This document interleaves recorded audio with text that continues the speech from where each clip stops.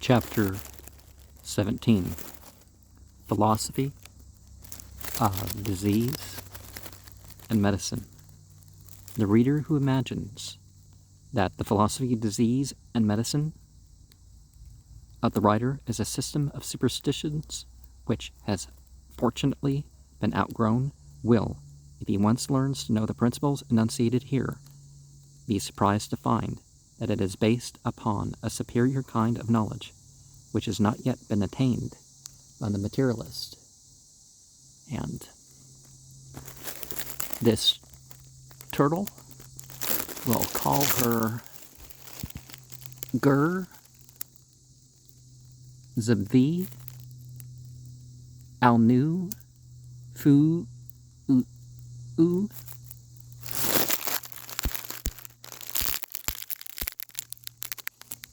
the practice of materia. Medica is the art of restoring the sick to health.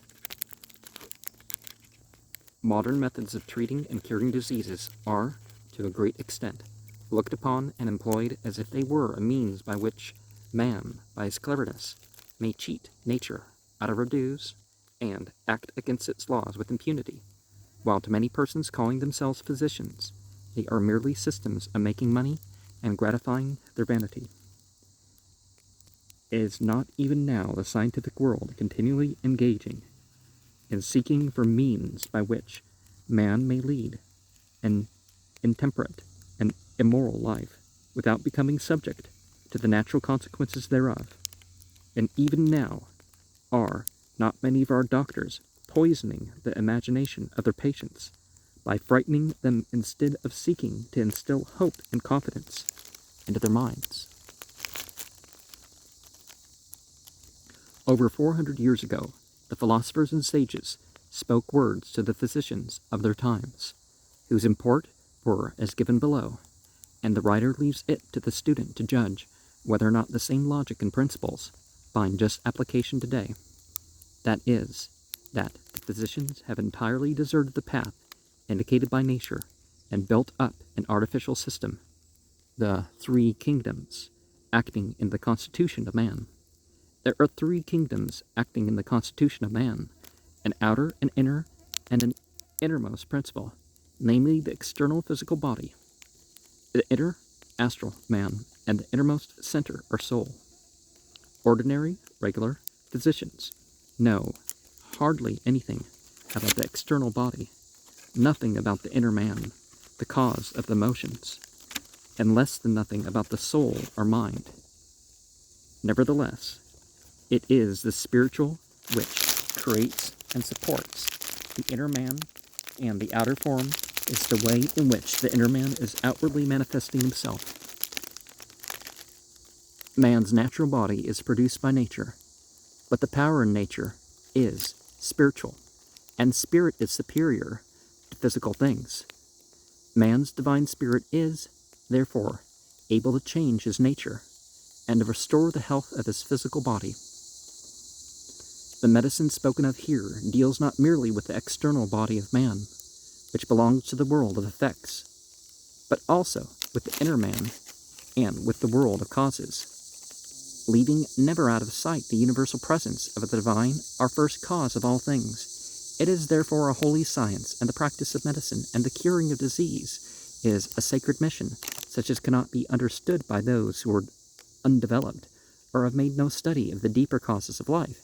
Neither can healing powers be conferred by diplomas and academical degrees. A physician who has no faith and consequently no spiritual power in him can be nothing else but a failure, even when he had graduated in all the medical colleges in the world and knew by heart the contents of all the medical books that were ever written by man.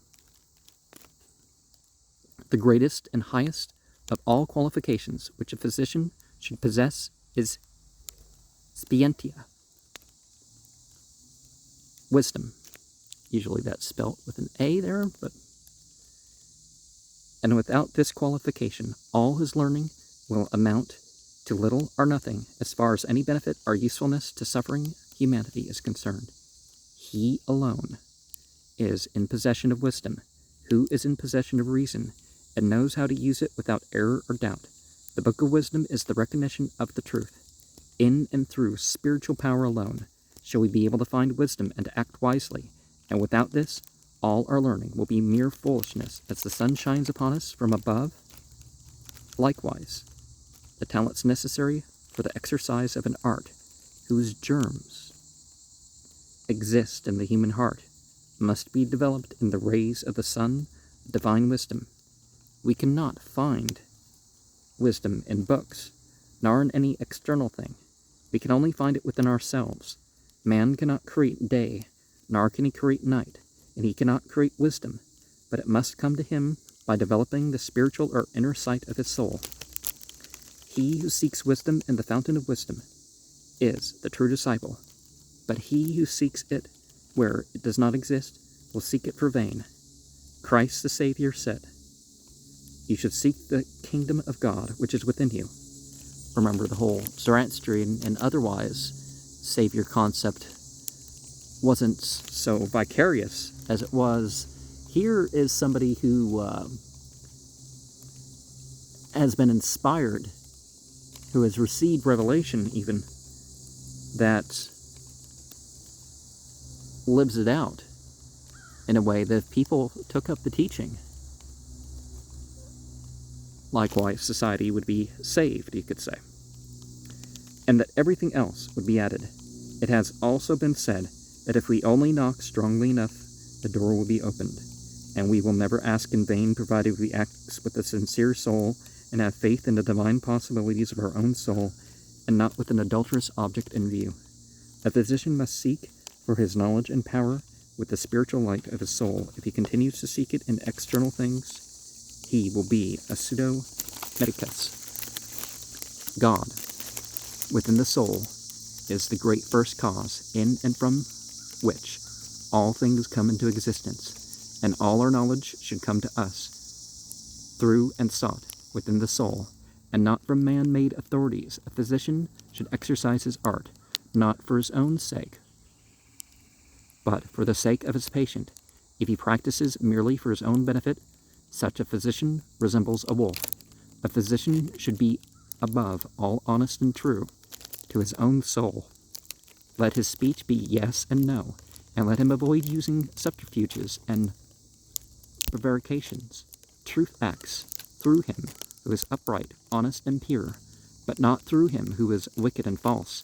The power of the physician should be resting in the spiritual truth. If it rests alone upon medicine, it will be useless. As humanity is made of three worlds, it is necessary that the physician should have a knowledge of the condition existing in the two other worlds, the world of mind and the internal nature. He should also be well experienced, for there are many kinds of diseases, and they cannot be known without experience and learning. No one ever knows so much that he could not learn more. Every art requires experience. You cannot become a good painter, sculptor, or shoemaker by the mere reading of books. Much less can you be a good physician without being experienced. He should know the laws of nature, but above all, the constitution of man, the visible no less than the invisible one. His knowledge will strengthen his faith, and his faith will endow him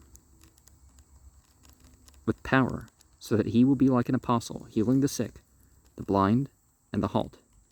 Disease, therefore, rests upon four pillars, which are: first, philosophy, i.e. a knowledge of physical nature; second, astronomy, i.e. a knowledge of the powers of the mind. So see, it's not the oracular things that you put symbolism to, but, that your mind put symbolism to things. Third, alchemy, a knowledge of the divine power in a man, be able to transform and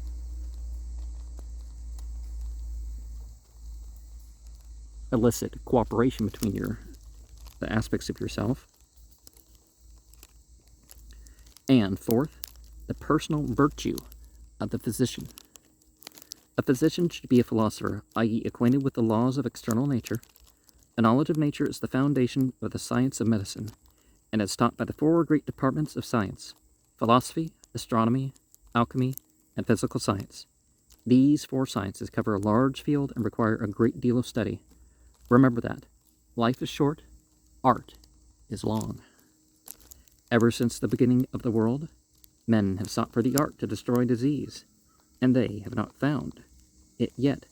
But to the patient, it appears that the medical art is very short, and the acquisition of science very slow, while his disease is quick, and does not wait until the doctor has found his art. If a physician is in possession of true knowledge, then will his art make short work with disease, and the life of the patient be comparatively long. Art is short, for it requires little time to apply it when it is once in our possession. But error is long, and many die before finding the art.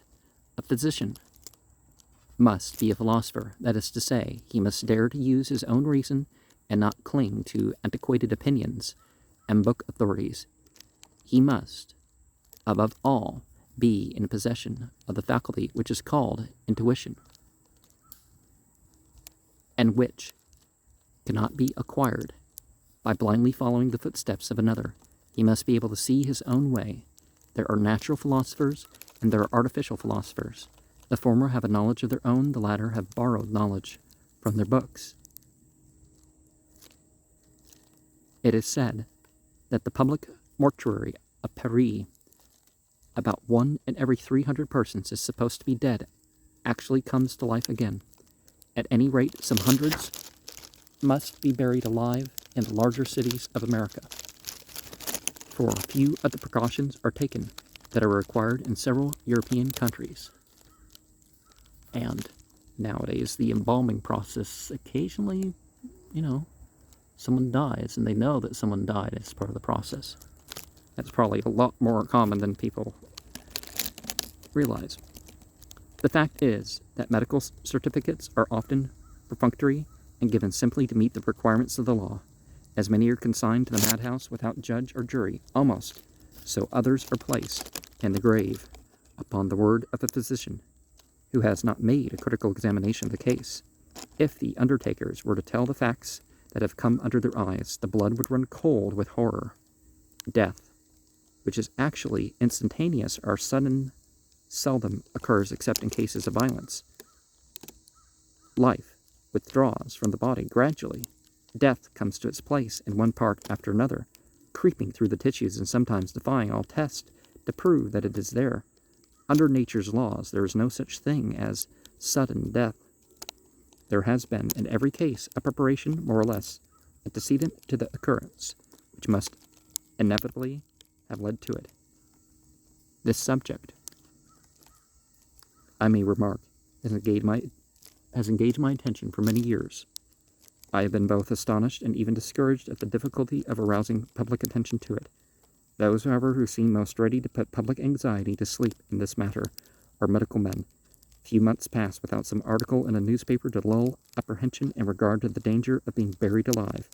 If alarm is raised, some medical hypnotizer is ready to tell the public that there is no occasion for alarm, that medical science is so advanced and knowledge of this matter so thorough that such a thing is well nigh impossible.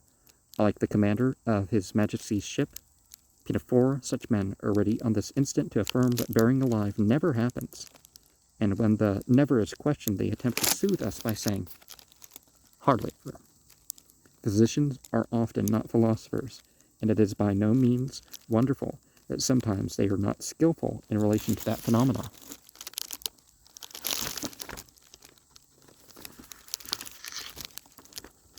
Incident to the waning of life.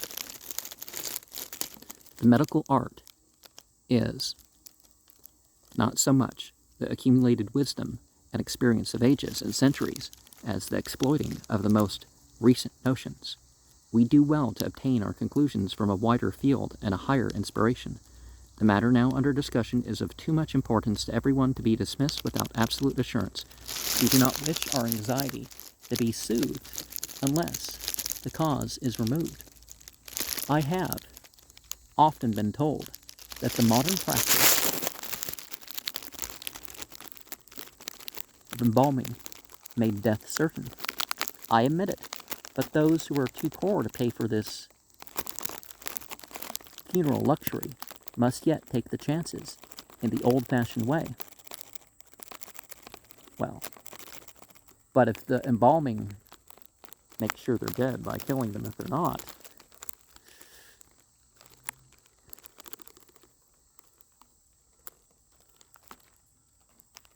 there is no doubt, however, that the number annually put to death by the embalmers is sufficiently large to demand attention. An investigator of this subject in New York has openly declared his belief that a considerable number of human beings are annually killed in America by the embalming process. The instruction given to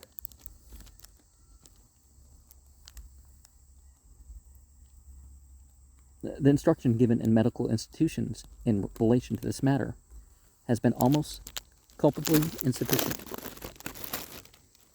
In this country, the ordinary practitioner, when he follows the traditions and practice of leading members of his profession, considers himself exonerated from blame in such matters. He has not the time, the opportunity to study abnormal phenomena like trance and catalepsy, and so sepulture of living persons is likely to go on without check under his sanction. See Medical Hypnosis, Physician's Edition, Dr. Laurence, Chapter 14, Lethargy and the Death Trance. Yet, the habits and manners of the people of our time are such as to require anxious precaution and carefulness. The number actually buried alive, in the judgment of observers, including those whose business it is to conduct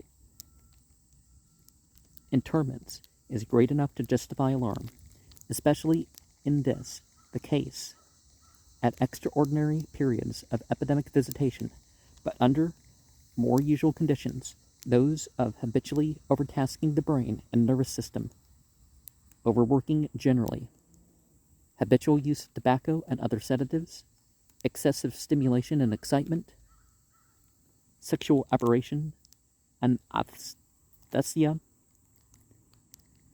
anesthesia, and other abnormalities, and occurring of sudden death, or rather of death which is only apparent, must consequently be frequent, and require every precaution against peril which can be devised. Before burial in such cases there should be detention in a mortuary till death was certain. Common humanity pleads for this. Human life may appear to come to a stop in many cases, and no one can say that if time is allowed for this it will not go on again. This even the most learned in medicine cannot explain away or deny. One cannot be too careful in deciding as to life or death, and I always advise a delay of the funeral as long as possible, so as to make all certain as to death. No wonder then those who are buried alive and who undergo indescribable torture condemn those who have been dearest to them in life. They will have to undergo slow suffocation in furious despair while scratching their flesh to pieces, biting their tongues and smashing their heads against the narrow houses that confine them, and calling to their best friends and cursing them as murderers. The dead should not be buried before the fourth day. Well, just don't lock them in a coffin. We even have examples that prove that 8 days or a fortnight is too soon, as there have been revivals as late as that. But then, sometimes you have plagues break out that would have never broke out if you just put the person in the ground. Everyone should respect those who only seem to be dead. They should be treated gently and kept in a warm bed for 36 hours. And one of the things that people in some cultures do is, they have these periods where they don't bury the body. It would seem that this was a legitimate field for legislative action. In the period, however, that must ensue before this will be had, those who are awake to the subject should take the matter in hand. Volunteer cooperative effort to arouse the public sentiment and to prevent hasty interments can bring the desired results about. A body should be critically examined by an expert before its interment is permitted. Those who have charge of funerals should be required to ascertain, before dealing with the remains, that death has occurred beyond a doubt. Well, if they're uncovering the person and all that, yeah. The thought of suffocation in a coffin is more terrible than that of torture on the rack or burning at the stake. That depends on who. The fearful despair, however short of the period, is too full of horror to contemplate with calmness. Carelessness in this matter cannot be innocent, even if ignorance in respect to it is closely akin to crime. Our sorrowing is a mockery, our tears little better than hypocrisy, when we neglect precautions against a fate so terrible, a fate to which everyone is more or less liable.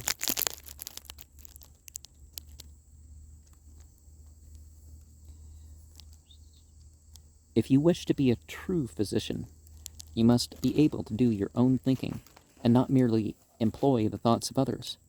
What others may teach you may be good enough to assist you in your search for knowledge, but you may be good enough to, but you should be able to think for yourself, and not cling to the coattail of any authority. No matter how big-sounding the title of the latter may be. The wisdom of our sophists and metacasters does not consist of a knowledge of nature, but in a knowledge of what Aristotle, Galen, Avicenna, I forget the Arabic name for that, and other accepted authorities have imagined nature to be. They only know the dead body of man, but not the living image, astral body, presented by nature. They have become untruthful and unnatural, and therefore their art is based upon their own fancies and speculations, which they imagine science. The true physician is a product of nature, not a product of speculation and imagination. If you are not able to see a thing, it will be useless to try to imagine how it may look. Perception enables you to see, but speculation is blind. Wisdom is given by nature. Man inherit. It is planted in him by his creator and grows and increases in him by practice. By the power of wisdom, man is enabled to recognize the unity of the all, and to perceive that the microcosm of man is the counterpart of the macrocosm of nature. There is nothing in spirit life or upon the earth which may not be found in man. There is nothing in man but what exists in the macrocosm of nature. The two are the same and differ from each other in nothing but their forms. This is a truth which will be perceived by every true philosopher, but a merely animal intellect will not be able to see it, nor would man's fancy enable him to understand it. That philosophy which is based upon wisdom, i.e., upon recognition of the truth of a thing, is true philosophy, but that which is based upon fancy and the idle speculation is false. The former is the true gold, the latter is merely imitation, which, if put into the fire, will leave nothing but sulfur and ashes. He who wants to know man must look upon him as a whole, and not as a patched-up piece of work. If he finds part of the human body diseased, he must look for the cause which produced the disease, and not merely treat the external effects. Philosophy, i.e., the true perception and understanding of cause and effect, well, it's not all didactic, but is the mother of the physicians and explains the origin of all disease, and in this understanding rests the indication of the true remedy, and he who is not able to understand will accomplish nothing. A physician who knows nothing more about his patient than what the latter will tell him knows very little indeed. He must be able to judge from the external appearance of the latter about his internal condition. Now that, of course, is one of the things that I do in my interviews, is I try to, by my questioning, figure out more than what they think they're saying.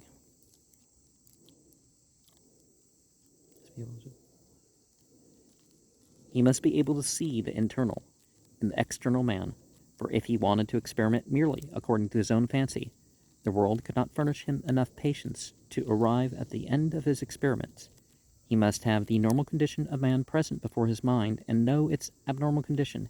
He must know the relations existing between the macrocosm of man and the microcosm of the microcosm of man and the macrocosm of nature, and know the little by the power of his knowledge of the great. He should rise up to a true realization of the nature of man and his position in the universe, and then apply his knowledge according to the teaching of wisdom, and this kind of study will injure no man, but those who experiment with their patience without knowing the real constitution of man can only do injury. Well, only do injury, but nature, not man, is the physician. Man has lost the light of reason, and the animal intellect, with its speculation and theories, has usurped the place. Try to enable yourself to follow nature again, and she will be your instructor. Learn to know the storehouse of nature, and the boxes in which her virtues are stored up. The ways of nature are simple, and she does not require any complicated prescriptions. A physician should be an astronomer. This means he should know the mental sphere wherein man lives, with all its stars and constellations. A physician must be an astronomer, for he ought to know the influences of the seasons, of heat and cold, of dryness and moisture, of light and darkness, etc., upon the organism of man. There is a time for everything, and what may be good at one time may be evil at another. There is a time for rain and a time when the roses are blooming, and it is not sufficient that a physician should be able to judge about today. He should also know what tomorrow will bring.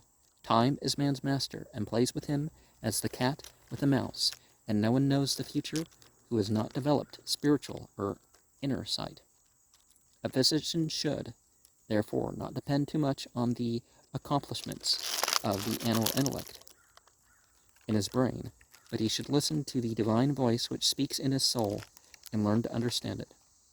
He should have the knowledge which cannot be acquired by reading books, but which is a gift of divine wisdom. He should be married to his art as a man is to his wife, and he should love it with all his heart and mind for its own sake, and not for the purpose of making money or to satisfy his ambition. If he loves his art will be true to him. If he sticks to it only for mercenary purposes, or if he merely imitates the art of another, he will be an adulterer, and no good will be the result. Again, that's going too far. Who can be wholly original, and really on some level imitation will be the case, but you kind of make it natural, and you kind of mix these things together, right? True marriage is not a binding together of two forms, but is a union of the soul, one and one with nature. The physician who is not married to his art with his soul is an impostor. Man's physical body is itself a product of the soul, and its condition depends to a great extent on the state of his soul. All diseases, insofar as they are not directly due to external mechanical causes, are due to mental conditions. Anatomy deals with the visible material part of man's constitution, but there is a vastly greater part of man which is ethereal and invisible. As the terrestrial body of man is intimately related to his terrestrial surroundings, likewise his astral body is in relation with all the influences of the astral world. and that part of philosophy dealing with these astral influences is called astronomy. Astronomy is the upper part of philosophy, by which the whole of the microcosm may become known. Philosophy deals with the elements of earth and water belonging to man's constitution. Astronomy deals with his air and fire, mind or soul. In man there are the celestial influences whose visible representations we see in the sky, such as the planets and stars, the Milky Way, the zodiac, etc. Neither no more nor less, for the microcosm is an exact counterpart of the macrocosm in every respect, except its external form. The terrestrial part of man is a child of the earth, and the astral man is a child of the astral world. And as the two worlds are intimately connected with each other, the physician should be acquainted with the influences of the astral as well as those of the terrestrial world. Man's diseases do not originate in himself. They originate from the influences which act upon him and enter his constitution. The astral influences are invisible, but they act upon man unless he knows how to protect himself against them. Heat and light are intangible and incorporeal. Nevertheless, they act upon man, and the same take place with other invisible influences. If the air becomes vitiated, it may poison man's body. If the astral influences are in a state of corruption, they do likewise. The elements themselves are invisible. That which is visible belongs merely to the external form.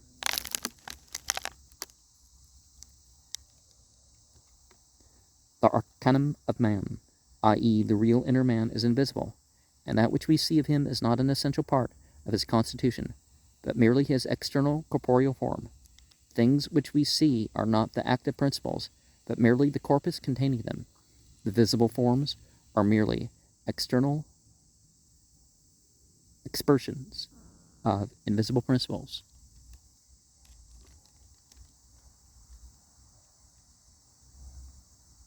Is that the turtle?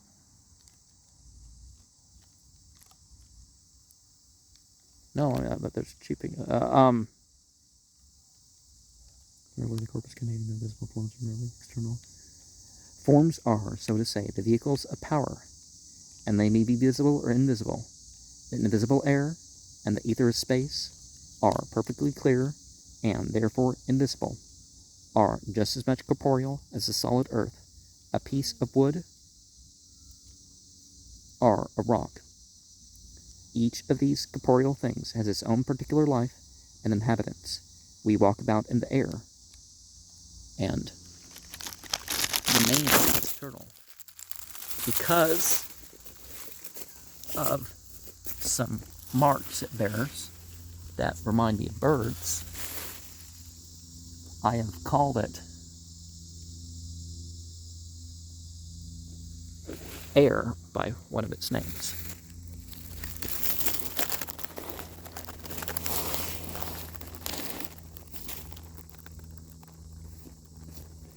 Although the air is corporeal, fishes swim about the water, and the yolk of an egg rests in the albumen without sinking to the bottom of the shell.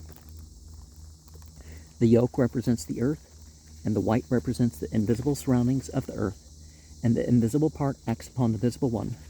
But only the philosopher perceives the way in which that action takes place. All the influences of the terrestrial and astral world converge upon man, but how can a physician recognize the manner in which they act and prevent or cure the diseases which are caused by that action if he is not acquainted with the influences existing in the astral plane?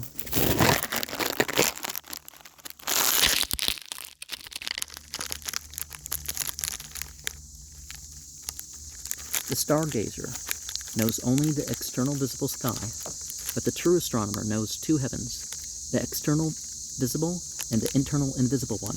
There is not a single invisible power in the universe which does not find its corresponding principle in the spiritual part of man. The above acts upon the lower, and the latter reacts upon the former. The physician ought to be an alchemist, That is to say, he ought to be regenerated in the spirit of life and know his own occult and healing powers. He should be an alchemist. That is to say, he should understand the chemistry of life. Medicine is not merely a science, but an art. It does not consist merely in compounding pills and plasters and drugs of all kinds, but it deals with the processes of life, which must be understood before they can be guided. All art, wisdom, and all power acts from one center towards the periphery of the circle, and whatever is enclosed within the circle may be regarded as medicine. Now, because I center or spot, I've included that word alnw because of some of the marks on the turtle too.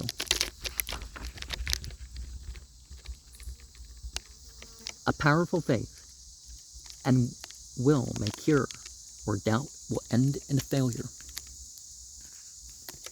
The character of the physician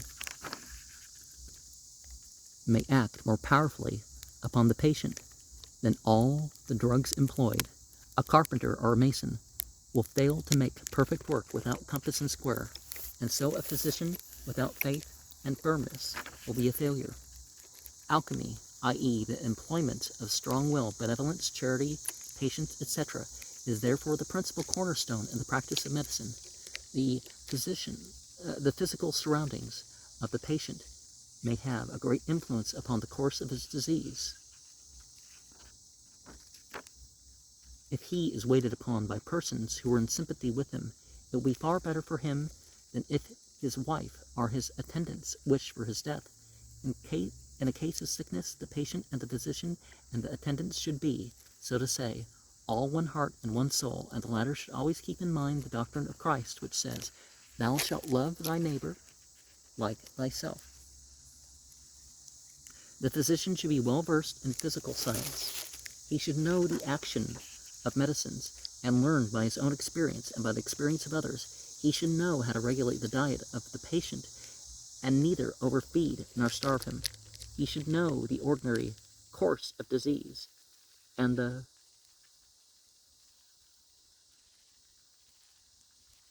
premonitory systems. For a disease is like a clinging vine, which may grow and cover the body of a big tree if it is not rooted out while it is young. A child may cut down an oak when it first comes out of an acorn, but in time it will require a strong man and an axe to cut it down. A physician should be learned and profit by experience of others, but blessed is he who knows the living medicine and how to obtain it. He knows that there are innumerable remedies in nature, which are the Magnalia Dei, i.e. the mysteries of curing and healing, which are hidden from the eyes of the vulgar, but opened to the spiritual perception of the wise. The physician must have the natural qualification for his occupation. He who can cure disease is a physician. To cure disease is an art which cannot be acquired by the mere reading of books, but which must be learned by experience. Neither emperors nor popes, neither colleges nor high schools can create physicians. They can confer privileges and cause a person who is not a physician to appear as if he were one, but they cannot cause him to be what he is not.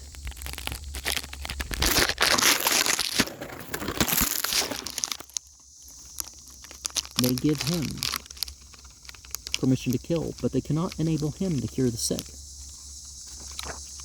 If he has not already been ordained by nature, theory should precede practice, but if it consists in mere suppositions and assumptions and is not confirmed by practical works, such a theory is worthless and ought to be abandoned. The pseudo-physician bases his art on his books, i.e. that in which he believes the authors of those books to have known. The art of the true physician is based on his own knowledge and ability, and is supported by the 4 pillars of medicine, i.e. philosophy, astronomy, alchemy, and virtue. So, astronomy and alchemy and virtue are like psychology, right? A physician who is true to his own higher spiritual self will also have faith in himself. and he who has that faith will easily command the faith of the people.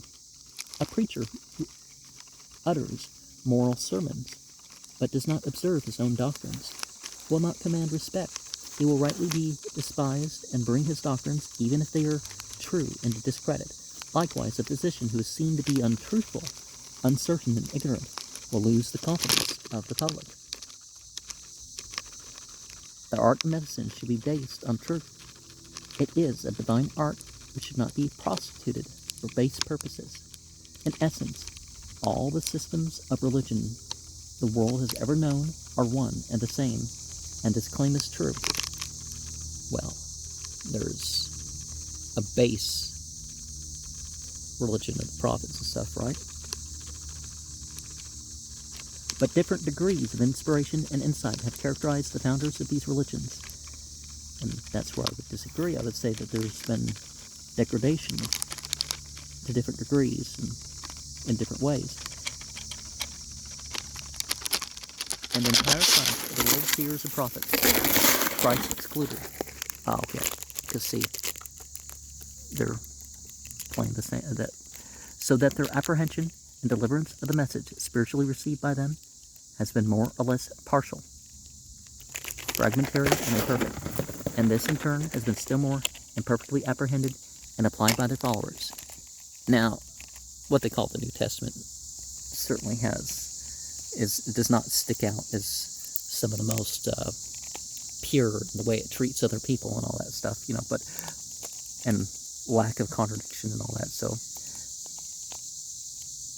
but then again, I don't blame Jesus. I blame Paul and his buddies in the later churches. A physician who deserves the confidence of the people will be trusted, for it is the spirit of true faith that guides the hearts of mankind. I praise the spagyric physicians, for they do not go about idling and putting on airs, being dressed in velvets and silks, having golden rings put on their fingers and hands, and white gloves, but they are daily and nightly patiently engaged in their work, in the fire, and seeking their pastime within their own laboratory. They do not talk much of their medicine, for they know that the work must praise the master, and not the master the work. All arts originate in divine wisdom, and no man ever invented anything through his own power. Man cannot accomplish even the most trifling thing without the power of the will, but the will of man is not his product and does not belong to man. It belongs to the spirit, and has been lent to man. The latter is permitted to use it, and abuses it on account of his own ignorance. All things come from the great universal spirit, which is God. The good as well as the evil ones. Well, we could say evil is choice, if we don't try to moralize whether you like or don't like something about nature.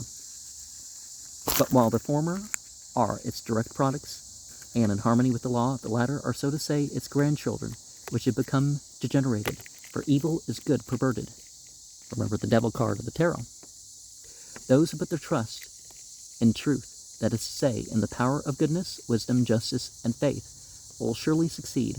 But those who, while they pretend to serve truth, serve merely themselves, are the children of evil, and will perish with it.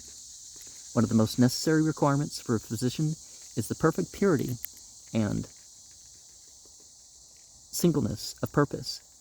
He should be free of ambition, vanity, envy, unchastity, pomposity, and self-conceit, because these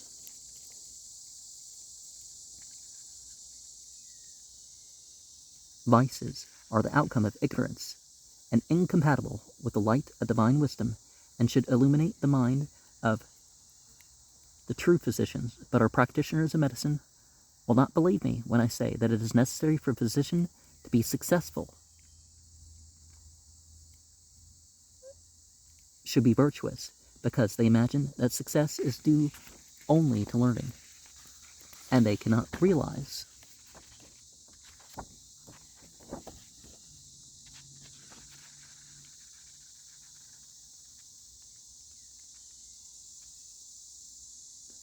that all true wisdom and power is derived from true faith. There is a knowledge which is derived from man, and another one which is derived from spiritual influences.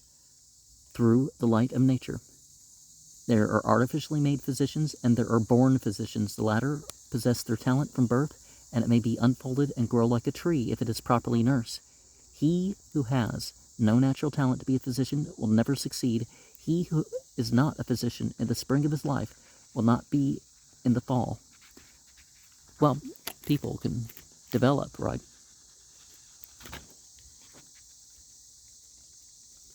A physician should be faithful and charitable. He should have full and perfect faith, a faith which is not divided. Faith and charity are essentially identical. They both spring from truth, and truth is one and cannot be divided. The faith of the physician is not manifested by making many visits to his patient, but by his ability to recognize the disease. He should give to his patient his utmost attention. He should identify himself heart and soul with the latter, and this cannot be done without charity and benevolence. He who loves only himself and his own pocket will be of little benefit to the sick, for he will neglect the patient to recognize the disease of the latter and to be able to benefit him. Entire harmony should exist between the physician and the patient. A physician who loves his art for its own sake will be also charitable towards the sick. Organic functions. All organic functions are caused by the activity of one universal principle of life. This principle acts in all the members of the body, either slow or quick, perceptible or imperceptible, consciously or unconsciously, normal or abnormal, according to the constitution of the organs in which it is active.